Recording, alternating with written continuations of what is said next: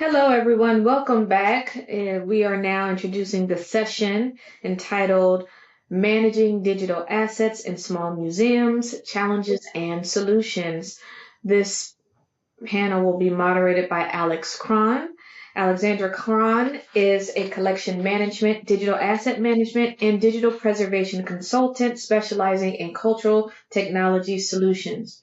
We also have Brianna Flanagan on our panel. She manages both digital and physical collections with a focus on enhancing accessibility and preserving local Black history and culture. Then we also have with us Kelsey Monahan, who is the curator of archives for the Placer County Museums Division, located in the foothills of Northern California. Please welcome our panel. Over to you, Alex. Thank you, Dr. Graves, and hello, everyone. Welcome to today's session on managing digital assets in small museums, challenges and solutions. I'm Alex Cron, Community Manager for Terentia, former collections manager at a small museum, and I'm thrilled to be moderating this conversation today with Brianna and Kelsey, valued clients of Terentia. We know that digital collections are growing, and for small museums, managing these assets can be both exciting and overwhelming. That's why we brought together an incredible panel to discuss practical strategies for tackling these challenges head on. Throughout the session today, we will engage the audience with polls. Brianna and Kelsey will share insights into their own experiences with presentations and a roundtable discussion followed by a Q&A with the audience, answering your questions and providing actionable takeaways you can bring back to your museum. Let's start by acknowledging some of the hurdles that many small museums face when it comes to managing digital assets. These include limited technical expertise. Many teams don't have dedicated IT or technical staff, small staff sizes, often relying on volunteers who may not have formal training in digital asset management, or tight budgets and resource constraints, making it difficult to invest in new tools or technologies. But instead of just listing challenges, we want to hear from you. So we're going to go ahead and do a quick poll first to hear how you first, define a small museum. If you go to the polls tab on the right and open that up, you can respond to the polls there. Millie, if you can go ahead and launch the poll.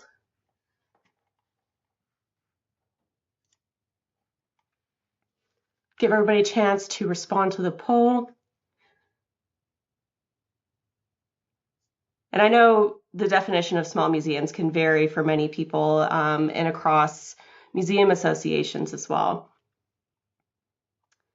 Brianna, Kelsey, I'd love to hear your thoughts on how you define a small museum.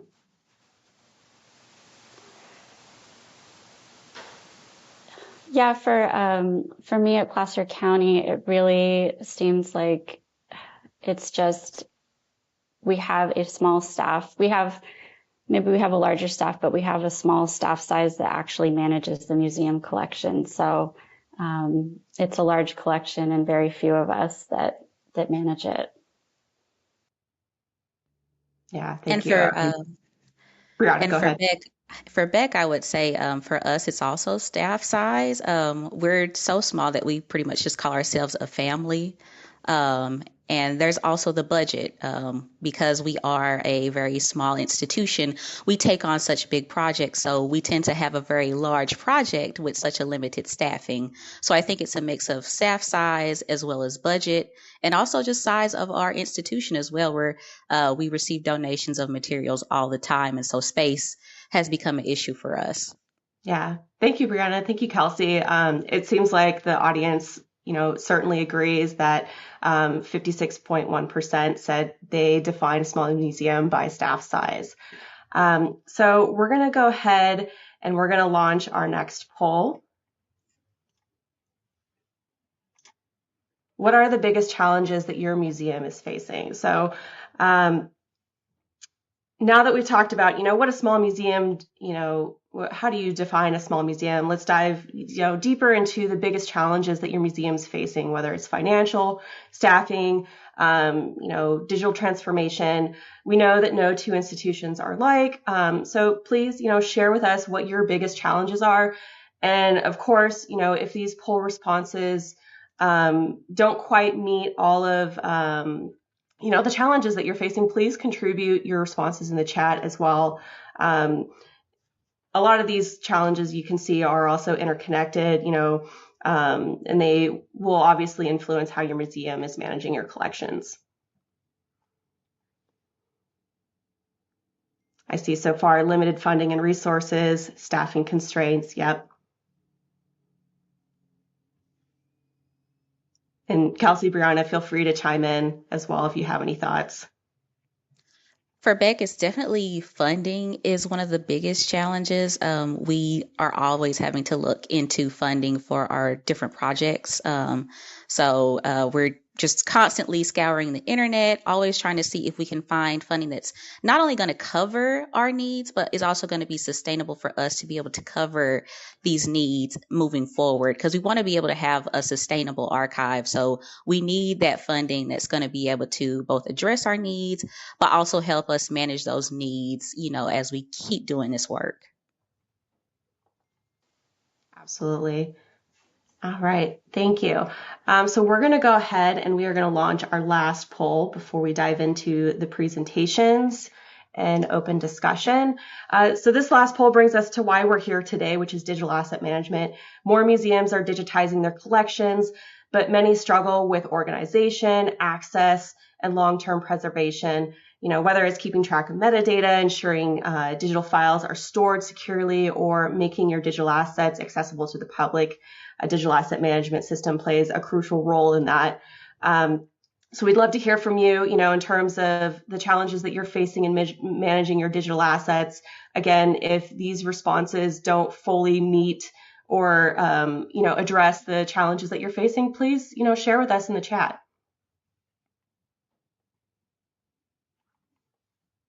Again, limited funding, lack of staff expertise, access to technology.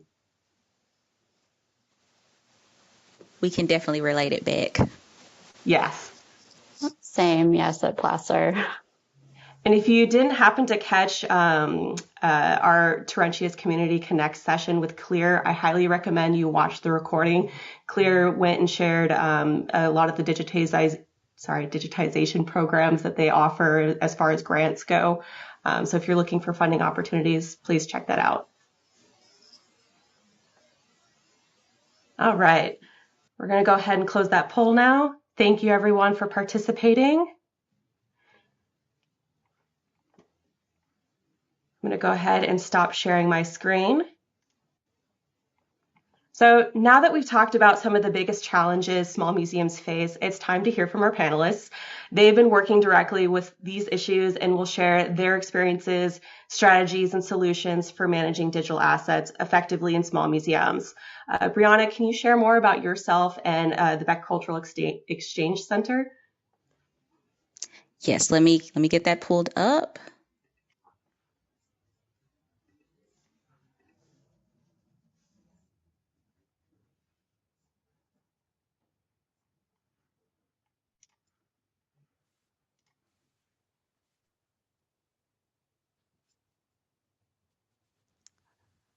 All right. Hello, everyone. So good afternoon. It is such a great honor to be speaking here today.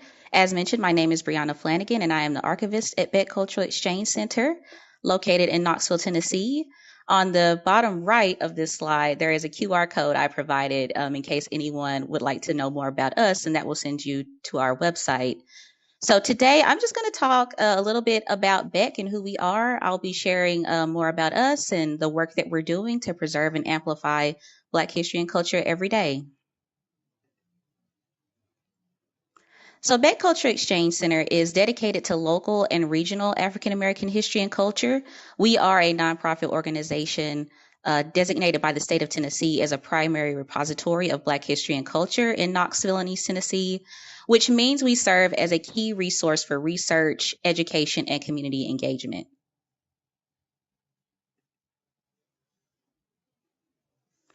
Beck was founded in 1975 as a response to the urban renewal projects, which displaced many Black families, churches, and businesses between 1959 through 1974. Without Beck, much of the history might have been lost during these projects. And the images that you see at the bottom show just a sample of the devastation of urban renewal. You see East Church Avenue before urban renewal in the 1930s. So you see a bustling area that was comprised of Black homes and businesses. And then on the right, you see how that community looks today, transformed by highways and development. This drastic change is why Beck exists, to ensure that even when physical space disappears, the history and legacy of the people who live there are not forgotten. So Beck is located in the historic Dandridge Avenue neighborhood of East Knoxville, inside the former home of prominent Black couple James and Ethel Beck.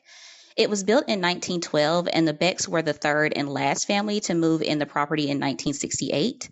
After it was temporarily used as a renewal site office, the people purchased the property to be the site for the newly formed Beck Center.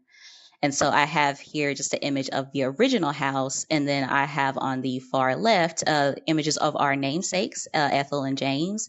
And a little bit about them. Ethel was a leader in education and community service. She was president of the Tennessee Congress of Colored Parents and Teachers, grand matron of the Tennessee Order of the Eastern Star, and matron of the Knoxville Colored Orphanage, which was later renamed Ethel Beck Home in her honor. And James was an educator, an athlete. He was a civil rights advocate. He would make history here in Knoxville as the city's first Black postal clerk. He was a patron of local sports and a founding member of the Knoxville NAACP chapter. And then I also have just a small fun fact towards the bottom that talks about the family who lived in the house right before the Becks moved in.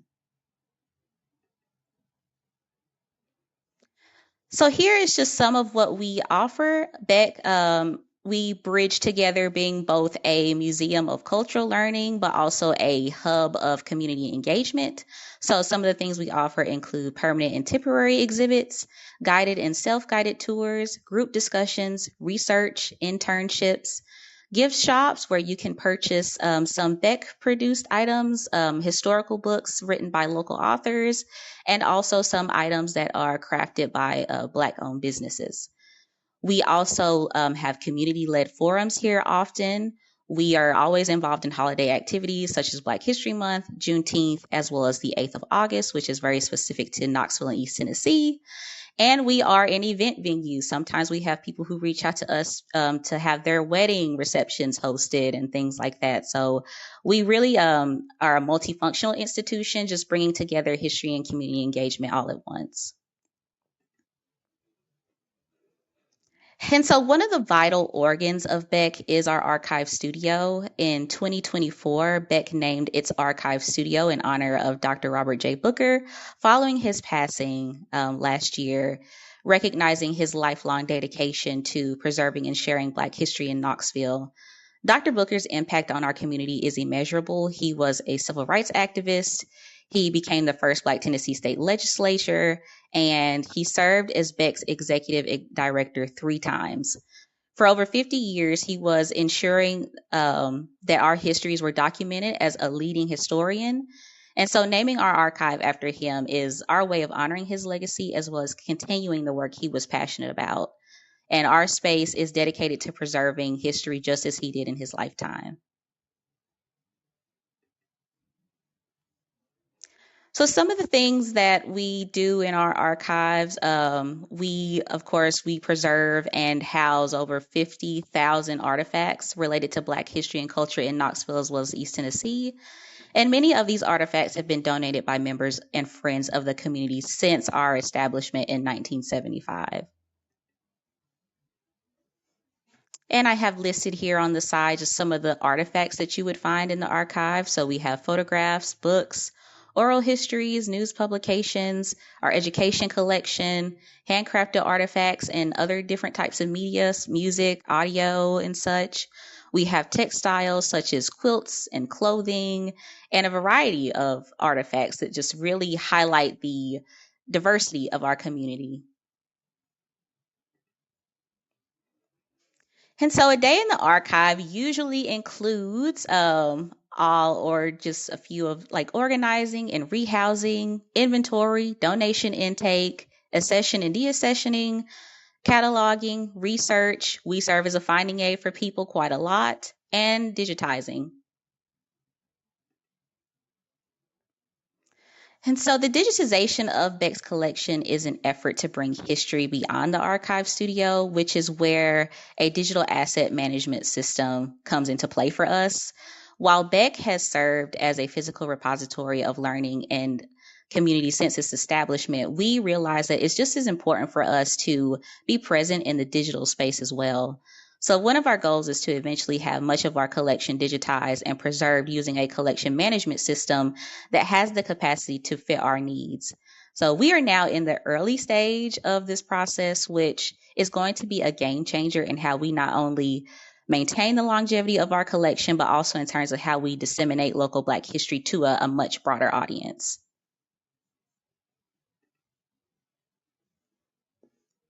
So one exciting way we plan to get the Knoxville community and people who travel to the city engaged with this history is through the upcoming launch of the Beck Cultural Corridor. And this is coinciding also with Beck's 50th anniversary. So this year we are celebrating 50 years of Beck. So one big project that we're doing is the Beck Cultural Corridor, which is going to be an interactive excursion that takes place on a journey through East Knoxville to explore and experience the rich legacy of African Americans in the community. The Cultural Corridor will connect significant historical sites like Cal Johnson Park and the historic Gym Theater, which I have pictured here on the slide, creating an immersive way for visitors to learn about the people, places, and events that have shaped Black history in Knoxville. By integrating digital resources like those from our archive, we aim to make history more engaging and accessible, ensuring that these stories are preserved and shared for generations to come. And projects like this are made possible through grant funding, such as CLEAR. We actually are so grateful for institutions like this who allow us the capacity to be able to not only just do these projects, but also be able to fund them and keep these going. And so here I just kind of have an example of how having a DAMS will really impact our cultural corridor. It's going to really bring this to life. We're integrating digital tools that will make history more immediate and interactive for visitors, which is where all of this becomes so essential for us. With this in place, we can enhance the storytelling and engagement by providing seamless access to curated archival materials. Visitors will be able to scan QR codes at each site and instantly connect with oral photos, oral histories, and other multimedia content that deepens their experience. And from a technical perspective, the DAMs will serve as a foundation for organizing and delivering the content through structured landing pages designed for mobile-friendly exploration. But beyond the technology, the real impact for us is accessible material to the community, preservation, and community engagement. This model not only ensures that Black history is widely available, but it also allows for future growth, enabling more stories and locations to be added over time. And even beyond the cultural corridor, having this in place will really give us more innovative ways to enhance how we do in-house tours as we kind of expand our reach, and also other projects that we have planned in the future. And so I close this out with a quote that we recite often. And so, reclaiming history is the process of bringing back the past that has been lost or forgotten. Reclamation is the intentional acknowledgement of great people, places, and things. What once stood as monuments to the struggles of early leaders are no longer visible. Many of the people no longer exist, but their story and their history lives on. We are reclaiming African American history and culture. Beck Culture Exchange Center. And I just have some contact information towards the bottom. If anyone is ever interested in reaching out, we are always welcoming visitors. And so we welcome anyone watching to visit us someday. Thank you, Brianna. What a powerful quote to end your presentation on. Kelsey, over to you to talk about the Placer County Museums. Great. I will share my screen.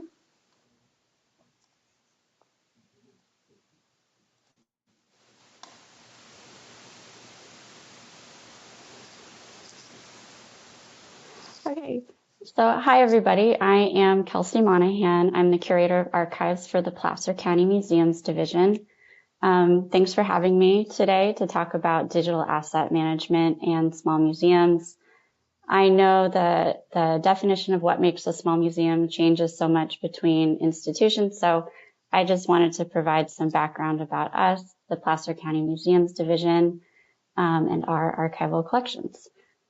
We're a county museum system located just east of Sacramento County in Northern California, and we stretch all the way from that Sacramento County border all the way to Lake Tahoe. So we are quite large geographically.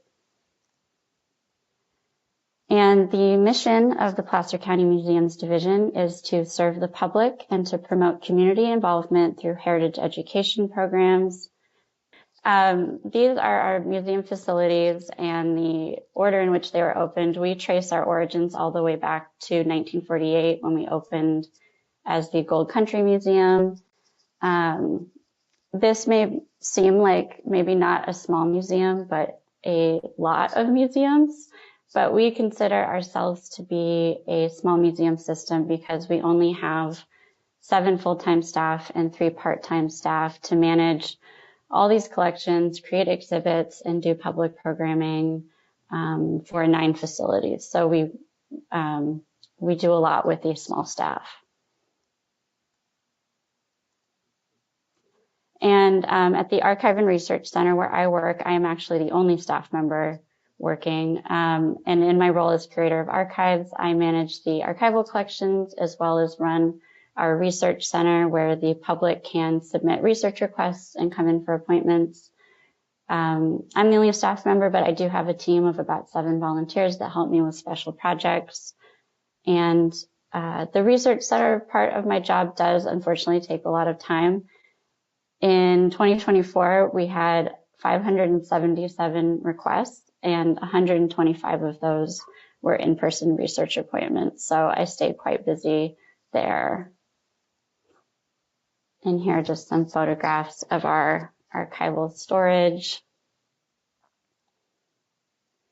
And so in our division, I like to say I manage everything to do with paper, and this includes over 30,000 photographs, about 30,000 records, over 5,000 maps. We have oral history transcripts, a newspaper archive, research files, and a non-circulating research library. And these collections come from a lot of different sources. We are the official repository for historic county records, and so a large portion are from other county departments. But we also collect from private individuals and local organizations. One of my favorite collections is from the Auburn Journal, which is our local newspaper, and it's thousands of photos from the 1950s to the 1980s documenting Placer County history. So we have some great collections. And so about our digital assets, in addition to ongoing digitization efforts, around 2016, the county paid for scanning of the entire clerk recorder collection, which is about 3 terabytes of high resolution scans of some of our most important records, going back to 1851, our founding. And the largest portion of this collection is definitely our deeds and official records, which span from 1851 to 1960, and these are definitely our most used collections for research. And we're also super fortunate that previous archive staff made a huge effort to scan all of our photographic collections. So we have thousands of scans of our photographs, and these include daguerreotypes, negatives, postcards, prints, and slides. It's a really diverse collection, and it's definitely one of my favorites. And so in addition to scanning, there was a really big effort to catalog these photographs in our collections management system, which is Past Perfect. And I just mentioned this because an enormous amount of work has gone into the CMS over the years, and it holds a lot of valuable metadata. And so what I've learned and keep learning is that while it is so great to have all of these records and photographs digitized, they are just not accessible. For many years, they were limited to in-person research. In 2018, we did acquire a cloud-based digital preservation system, and we were able to make some of the clerk recorder collection available, but the system required too much technical knowledge, or beyond my technical knowledge, and it required a lot of staff time, and I was just never able to fully utilize it. It was also never able to migrate all that rich metadata from Past Perfect into the new system, and so we were facing the daunting task of having to duplicate all of that work. And so when the contract was up for that system, we decided to take a look at what was out there, because we hadn't really been looking since 2018. So our big questions were, like, how do we preserve our digital assets, make them accessible with very limited staff time? And so after over a year of evaluating our needs and what systems were out there, we acquired a new dam system with Terentia. And so far, it's been a really great process.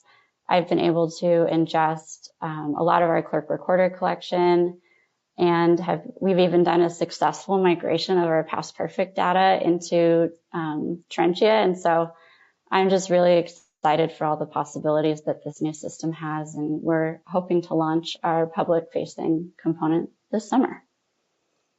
Yeah, that's a little about us, so I'll turn it back over to you, Alex. Thank you, Kelsey. Thank you, Brianna, for those fantastic presentations. Let's dig deeper into some questions that I have for you before we jump into Q&A.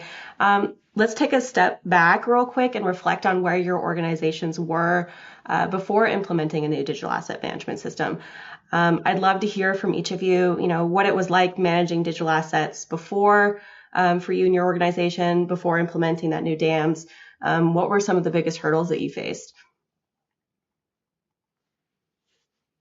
Yeah, I'll go first. So, for us, managing our digital assets was kind of all over the place, essentially. We were pretty much having to use what was free and accessible.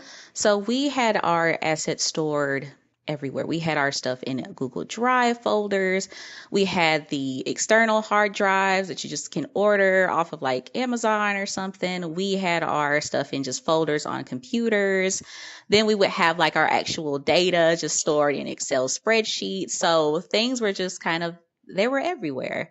And it served our purpose at the time, in terms of just being able to access stuff either for our personal needs or for research purposes. But we knew for a long time that this just wasn't a feasible way of really managing our assets, and also not a sustainable way of doing so. So all these things combined is what really encouraged us to really start looking into a DAMS.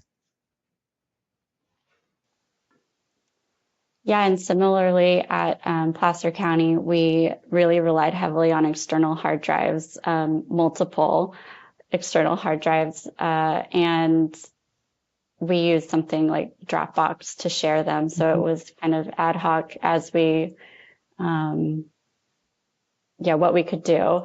And then when we did have our digital preservation system, it just required, like too much technical knowledge, and I just never had enough time to be able to dedicate to it, to learn it and learn how to ingest. And so it was just really underutilized. And we did have a public facing component, but I heard from our local community that it was just incredibly difficult to use, and many people just wouldn't. So I ended up having to coach people and do a lot of hands-on trying to help people understand how to use it. So yeah, what we were doing was just not working.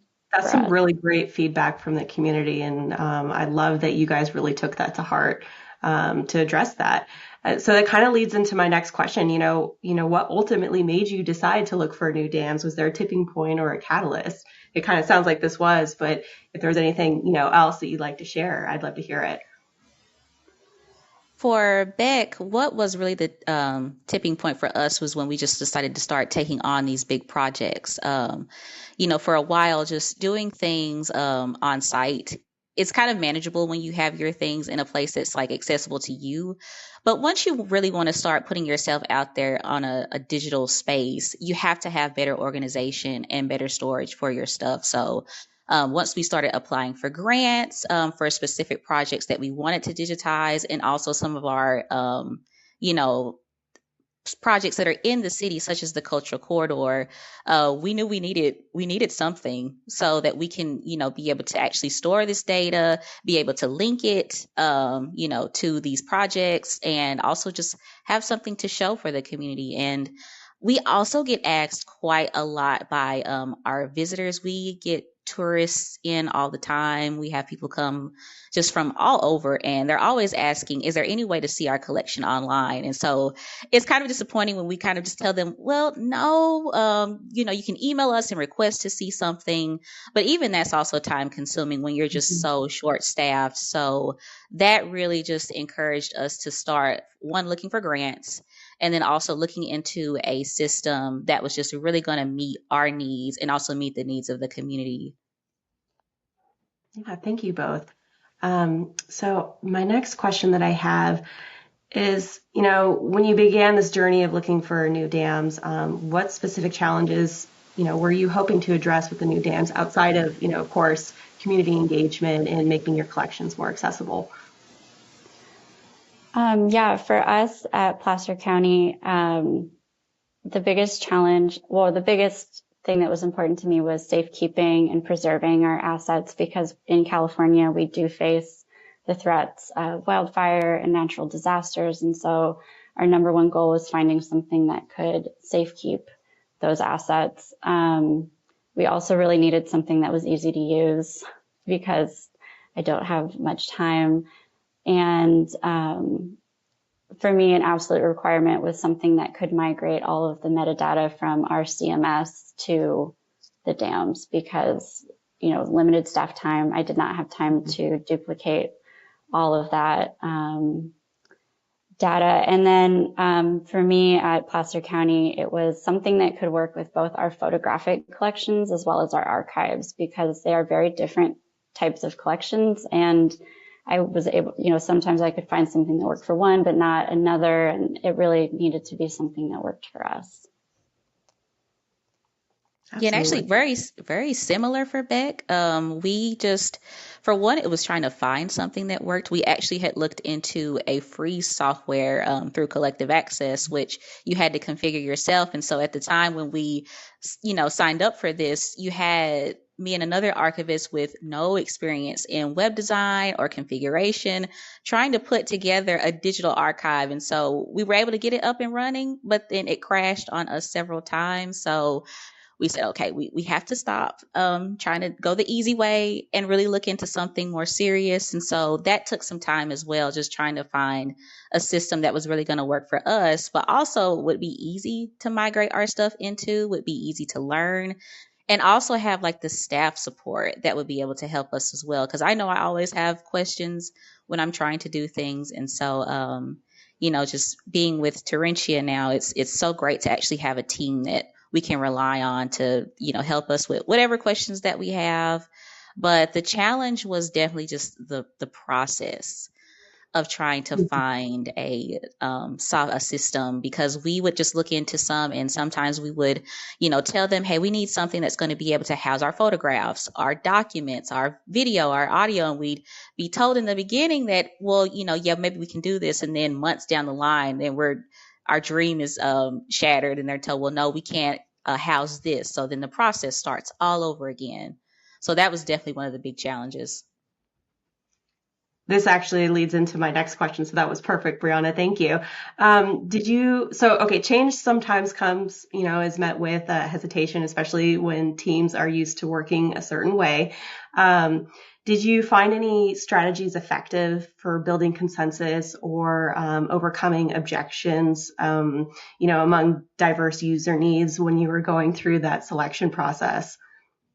Well, one thing we had to do first in-house was actually sit down as a team. Since we're so small staff, we sometimes take on more roles, that is doable for one person. So we just had to sit down together and really talk about what is it that we need that's going to help make this easy for all of us. Because I know for me in the archives, I need something that's going to make it easy for me to preserve things, make things accessible, help our storage. But then we also have people here who need a system that's going to help them just be able to access things for outreach. They need something in place so that we can actually create more storage in-house. So we had to sit down first and address our needs, and then we had to think beyond us and kind of figure, what do our volunteers need? What do our interns need? And so thankfully we've had experience in the past just working with those groups. And so we were kind of able to figure out, okay, well, what will a student need? What will an elderly volunteer need? So we just we sat down, analyzed all the different demographics that we worked with, and just kind of came together, and that was able to help us really figure out exactly what we need. Yeah, and at Placer, it was funny. Just as I was looking into a new dams, we decided to form a digital asset management committee, and so yeah, it's been great. And we have staff from our exhibits department and collections, and we have regular meetings that we put on the calendar, and we do almost no matter what. And so it was when I was doing the procurement and looking for new systems, it was a great way to just keep checking in, updating people. I'd use those meetings to kind of demonstrate all the different systems and kind of show everybody, because in the archives, I am the primary user of our dams, but I really wanted them to see this could help all of us with all of our workflows. And there's a lot of potential here. And I really wanted to find something that not just worked for me, but for everybody on the team. Absolutely. And this leads into my next question, and also a question from Marcus Jeffrey in the Q&A about, how much interaction is your volunteers having with the dams, or will have, with the dams. How are you encouraging collaboration between professional staff and volunteers in managing your digital assets? Yeah, for me, sorry, I'll just jump in really quick. My team of volunteers, they skew a bit older, and they're definitely more of the analog project types. They like to do their specific thing. And so they haven't quite worked with the dams yet. I haven't gotten to that, but I've definitely been trying to show them every step of the way. A lot of them love to do scanning. And so when they scan, I show them, oh, this is how it looks when I ingest it. This is all the great metadata that, they've put into the CMS that's now in Trenchia. I can show them look, now it's discoverable. We can make connections between organizations and creators and people. And I think they've really even if they're a bit intimidated by the system for now, I think they're really excited about the end product, and it makes them more excited for their projects as they do them. I love it. Brianna, did you have some thoughts? Yeah, so I haven't had a chance to work with a group of volunteers or interns just yet, but I will come March. We have a working relationship with the University of Tennessee here in Knoxville, so we get interns and volunteers from them all the time, either students or also their faculty will sometimes come and help us along. And so I haven't had a chance to work with them on the system yet, but I have worked with them just in the past in terms of just digitizing. So kind of similar with Kelsey, a lot of them like scanning because it's just kind of not intimidating versus trying to actually learn a system. But I have been trying to figure out moving forward, kind of coming to having a guideline for them to follow, because a lot of the students and interns usually have to work off site. So they kind of need something that's going to be easy to follow.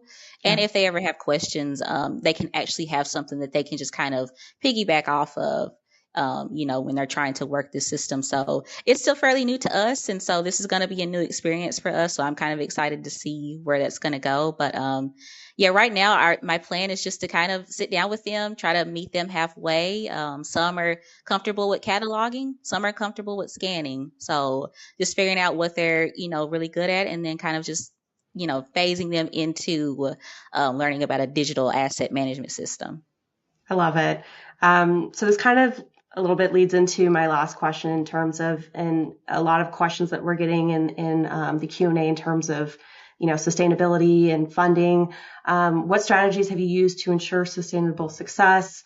Some folks are asking how each of your organizations are going to, or looking into strategies for long-term funding for your collections management system and dams, after the initial grant funding is gone. For us, I think I'd answered someone in the Q&A. I said we really try to look for grants that are large enough to kind of keep us going for years to come. We don't want, I mean, we want, as much funding as we can, but we really want, grants and other types of funding that's really going to help us just get the ball rolling and also keep moving with this. So that's just one part of it. But we also have, we invested in IT. So IT support was very crucial because they know firsthand what our needs are, where we're kind of, what we're not doing right. And so they have been just helping us, just trying to figure out, okay, long term, if this is what you want to do, this is what you need to invest in, this is what you need to start doing. And also just trying to really take care of the physical house. Beck operates, we're a mix of an old house built in the early 20th century, but then we also have newer add-ons. And so we're also having to try to make sure that the space is properly taken care of because all this stuff is stored inside a house. And so there's always, worry about the environment. Mess with here. So we have to just kind of consider everything. And so, with the, funding, we're kind of able to just invest in all parts of that. And so that's able to help us address all of these different concerns as we're, trying to move our goals along. Yeah, and Placer County is interesting because since we're a government organization, we don't actually receive grant funding for our dams. I've been really lucky that in 2018, the previous archivist really fought for a line item in our budget for a dams. And so, and that's like always going to be in our budget, is having funding for this system, which is so important. And we went through a very long procurement process, very complicated. And so I know that this is a system that the county has a lot of faith in us to use and keep using. And so I'm really grateful for that. I know it's not usual. Advocacy certainly is crucial, absolutely. So just because I know we are running out of time, I'm going to try and get through a few more questions in the Q&A. Erica, hi Erica. Beyond collection care and management, how do you determine what content is accepted into the museum archive, and do you use your DAM platform to keep it organized? So we've been talking a lot about collections, so we're kind of shifting gears here a little bit. For Beck, we get donations in all the time. So we focus specifically on Black history and culture in Knoxville and East Tennessee, and we try our best to keep it that way. We get people who donate things that sometimes are just so far out from what we do. So we have really just been trying to encourage people to really just kind of, what you bring here, make sure it really fits our needs and goals. If it doesn't, we do try to reach out to other institutions where these artifacts may be more, useful for their purposes. But yeah, we really try to keep it focused specifically on the region that we try to preserve and teach. Yeah, and at Placer County, I mean, we have a collecting policy where we really, which is useful because we can refer to it when people come to us with things that don't quite fit. But we really just collect, the history of Placer County and its people and events. And in the archives, yeah, it's really tough because that is pretty broad. And so we do get new collections in all the time. And space is really an issue for us too. Have you guys thought about, what marketing materials or educational programming materials might look like in the dams alongside those collections materials as well? Yeah, certainly, especially since we do have an active relationship with universities and also some other institutions here in Knoxville. We definitely want to kind of be a research hub. So we're definitely trying to figure out how to kind of configure research guides and things like that people can access digitally moving forward. So that's definitely in our our future vision. Absolutely. Any thoughts, Kelsey, before I move on to the next question? No, I mean, I think you guys have covered it pretty well. Yeah. Great. All right. So this next question from Shannon. As the dreams for programming and the scope of your collections and research request grow, how do these new DAM systems allow you to contend with the growing storage demands by both images and metadata? How can storage needs be addressed while keeping up with the needs and hopes of your organization?